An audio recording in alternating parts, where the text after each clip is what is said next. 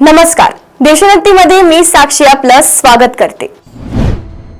अमेरिकेचे राष्ट्राध्यक्ष Donald Trump यांचे सहयोगी एलॉन मस्क यांनी भारताच्या निवडणुकीत मतदारांचा सहभाग वाढवण्यासाठी 182 कोटी रुपयांचा निधी रद्द केला आहे।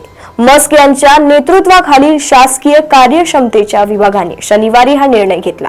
विशेष म्हणजे 3 दिवसांपूर्वीच मस्क यांनी पीएम मोदी अमेरिका दौऱ्यावर असताना सहकुटुंब भेट घेतली होती। त्यांना मायदेशात येऊन 48 तास होत नसतानाच त्यांनी भारताला मिळणारा निधी रद्द केला आहे। DOGE ने पोस्ट केलेली यादी प्रसिद्ध केली आहे। यामध्ये विभागाने रद्द केलेल्या सर्व प्रकारच्या खर्चाचा समावेश आहे।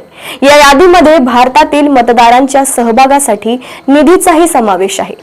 DOGE ने लिहिले की अमेरिकन करदात्यांच्या पैशाचा हा सर्व खर्च रद्द करण्यात आला आहे। DOGE प्रमुख एलॉन मस्क यांनी गुरुवारी 13 फेब्रुवारी रोजी अमेरिकेच्या दौऱ्यावर असलेले पंतप्रधान नरेंद्र मोदी यांची भेट घेतली। मस्क पंतप्रधानांना भेटण्यासाठी ब्लेअर हाऊस मध्ये पोहोचले होते।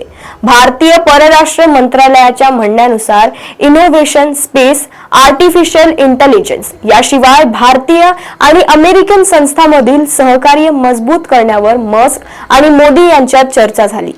मस्कचा विभाग DOGE मधील सरकारी खर्चात मोठ्या प्रमाणात कपात करण्याच्या दिशेने काम करत आहे।